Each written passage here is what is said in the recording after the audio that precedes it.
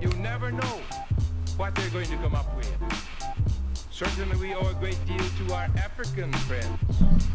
They have given us the most dynamic music of the 20th century, jazz music. Jazz music! Originally on drums.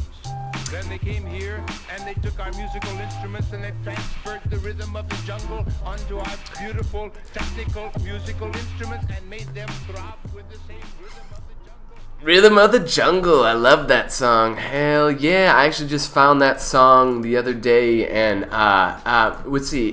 It is a French band called Souleance, and they're so awesome. Souleance. If you have not heard of them and you enjoy French music or international, or like that's jazz really, but like I think they're more of like a jazz rap band.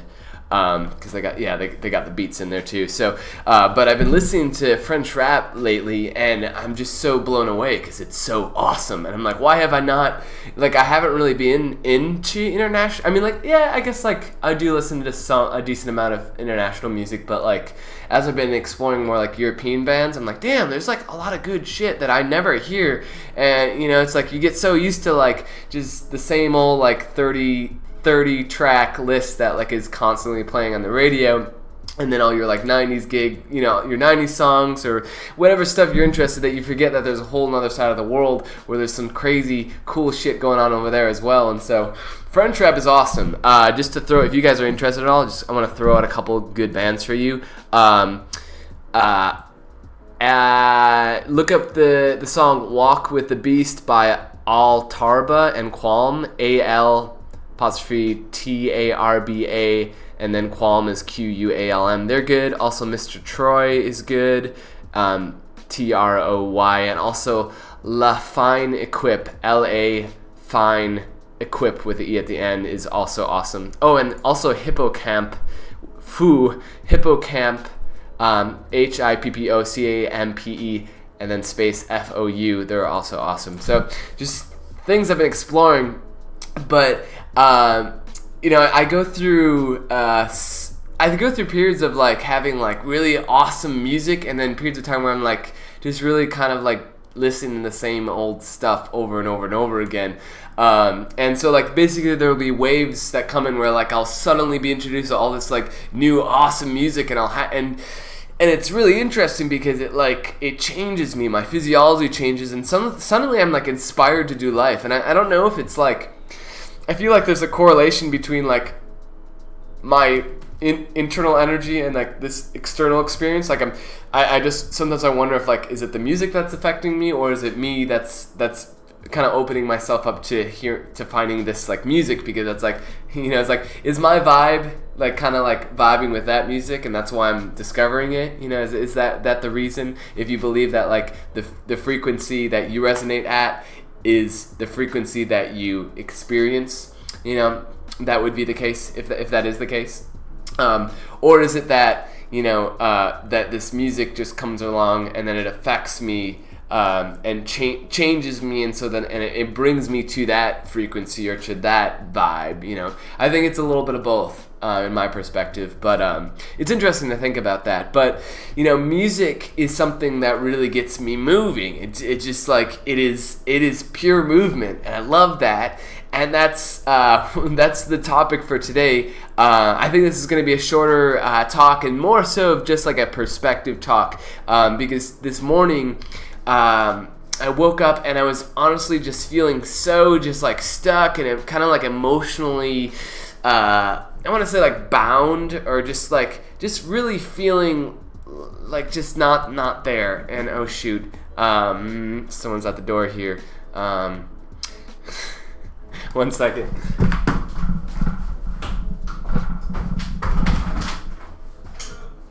Hey, how's it going? Hey, how you doing, man? Good. Did y'all have toilet over in the back bathroom yesterday? I don't believe so. I had some water that went down there. If you guys have an issue with the toilet, Or you kind of leaking here.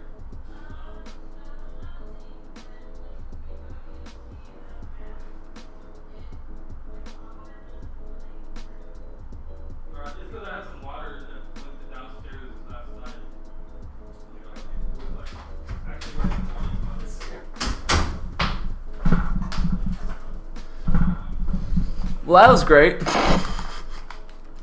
Okay, cool. So this is a great live streaming session. Okay.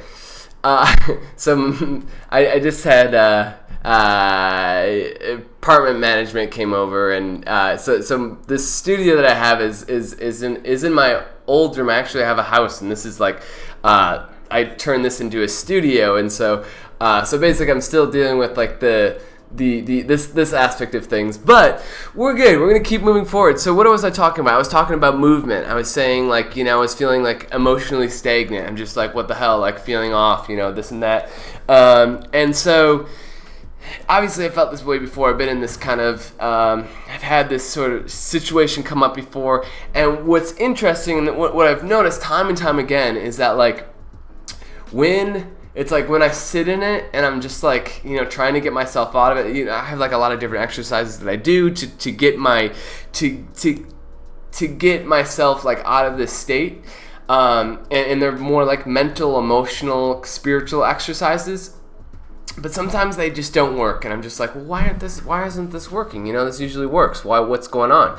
And interesting enough, when I get to myself to a point where like I actually go move my body, once I start moving my body, suddenly like everything else opens up and I feel like a lot more free, and it's like suddenly like my emotions open up and I don't feel stagnant anymore, and I can release, like I can express myself, I can release what I'm feeling and at least understand it more and be able to move forward. And it's interesting because whenever I'm in that state where it's like where movement is going to help me, typically the big resistance is that like it's like I'm usually just not in the mood to like go for a run or move at all. And so I have to essentially be like, all right, so is movement going to help?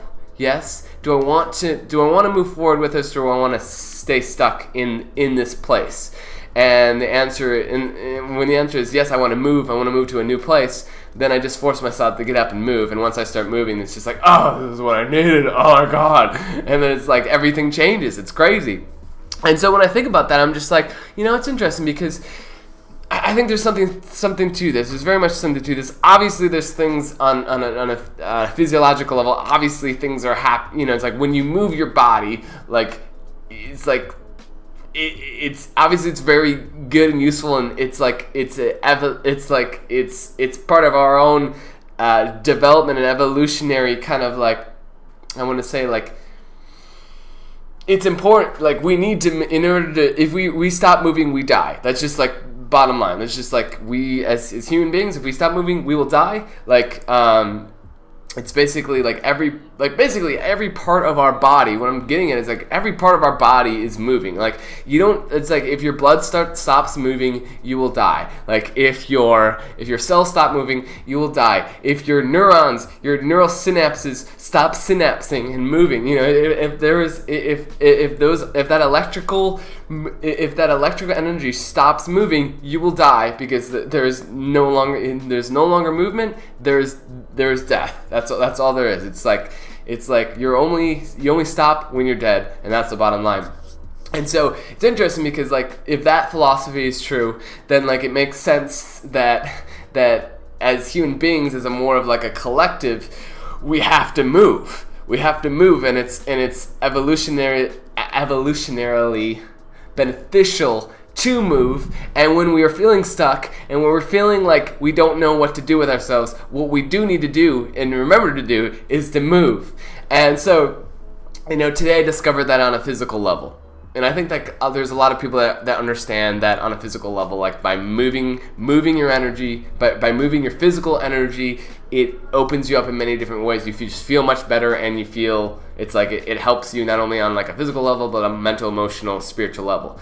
But I think there's other ways in which people that are not as obvious. I think that like we can not only move our bodies, but we can move our mind, we can move our emotions, we can move our spirit. As I was talking about before, and it's because sometimes it's just like you can go for a run and exercise every day and be super active, but you can still be super depressed. I mean, like you can still feel super stuck. So it's like sometimes it's like you got to find that access point, and you got to find what is like for me. It's like I like to ask like what needs to move, what part of me is stuck, and when I think of emotions, you can break it down to like emotion, meaning energy that's in motion. So literally, if you're feeling like a negative emotion, typically it's because that emotion is not moving or needs to move in some way.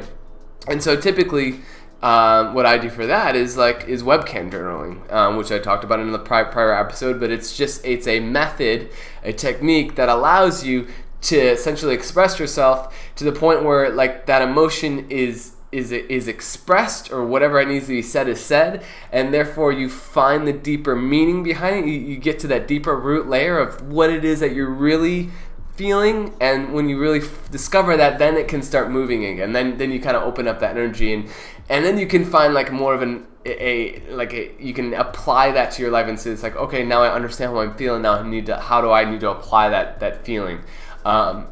And that's a really awesome way of doing that. In a mental level, if we want to mentally move, I like things like neurosemantics or NLP, because it's very mental in terms of like asking questions that lead to a better understanding of who you are, and what you want. A lot of the times we get ourselves stuck in belief systems that aren't necessarily beneficial or true, and so sometimes there's particular questions that you can ask yourself to bring you out of those places, and so you're just ultimately all you're doing is moving your mind to a different place, and a very simple exercise is literally like connecting to what you're grateful for in the morning. When you wake up in the morning, connecting to like 3 to 5 things that you're grateful for is literally moving your mind from maybe a state of negativity, maybe that's where you're at, or maybe just a neutral state to a positive state. Because obviously, like, you're connecting to things that you're grateful for. That's a source of positivity. You're moving your mind there, and suddenly like your mind's in motion. So I'm really hitting on this, like, it's like, if I am to grow and evolve, I need to move. I know that, and if I'm going to start my day, I better make sure that I've moved my body, I've moved my mind, I've moved my emotions, and lastly, my spirit. And like, how do I move my spirit? I think the spirit aspect is like really connecting to like your why. It's like, what the fuck? Why the fuck are you here, and why does this matter? Like, what is it? What are you feeling in your heart that you need to do? And like, I think like the spiritual aspect has like this overall line. It's like, it's kind of like a combination of all of these together. And I'm trying to think of like an exercise that really like hits on that spiritual component.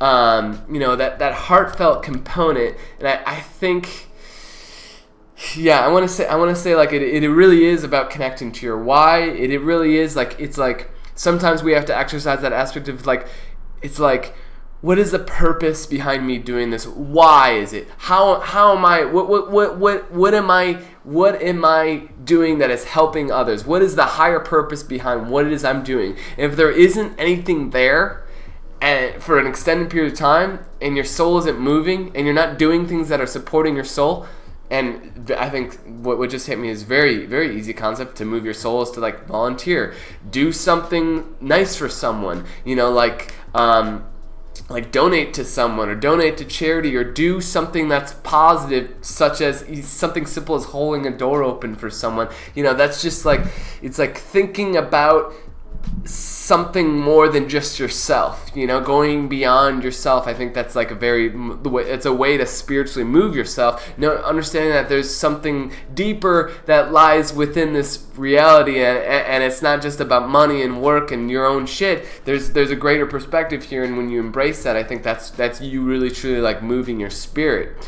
Obviously, that can come up a lot of ways. Again, like meditation is another way. Like sometimes I just feel like it's like I need to move my spirit by reconnecting with my spirit, and the reconnection point is entering that void space where it's like, it's that neutral space, shutting off the mind, going into this void space where it's a silence, and through that silence you reconnect with that spiritual component of yourself, and get that moving again. And so there's many fronts to this, and I personally want to like dive more into like, well, what is movement? What does movement do for you? Like, like I'm sure there's so much that we can go into in terms of like on the physical level. We know that, I feel like there's a lot of things that we understand how movement has such a positive impact on our lives. Like I went to chiropractic school, and it's like it's so important to get movement within your vertebra. Like your vertebra needs to be in. It's like you need to exercise and move your spine on a consistent basis, on a daily basis. You should wake up and do that. If you ever heard of the cat-cow exercise, where you kind of like, if you look it up on Google, cat-cow exercise, that's extremely good for your body, for your spine, because it's essentially allowing you to move all these joints and get motion in those joints. And if you don't get motion in the joints, what happens is those joints calcify, and you see like 56-year-olds who have this extremely stiff back, extremely stiff spine, and some segments are fused together, and it's because they didn't put motion in those areas. And so it's like literally, obviously physically, we need movement, but I think it happens on an emotional side as well. It's like when we're not moving our emotions, like. It can lead to, it's like when we're not moving our emotions, it means that we're not addressing our emotions. We're not giving them conscious focus. And I think that a lot of diseases, and this is just like my opinion, but in my opinion, there are a lot of diseases such as cancer that come about specifically due to this unconscious, this avoidance of your own personal emotional needs, and you do, and I only say that because I worked as a NLP practitioner. I guess I would say I worked as more of like an emotional practitioner. It was called the Lifeline technique, and I did a bunch of other things as well. But like you can see, as you work with people, you can see how much of an impact emotions do have, and how easily those can translate into actual diseases. You see that connection there, and that would be considered pseudoscience. That like your mind can actually like produce like a physical ailment. I don't think that's something that's like accepted by science, but it's like it's right there. It's like, it's so obvious. It's like, if you do the work, it's like right there, and it's so obvious. It's like, it's hard to deny. So, and then obviously on like the mental front, I mean, if you're not staying sharp, if you're not keeping your mind in motion, then you get stuck in these dogmatic belief systems. And what do those belief systems do? They limit you.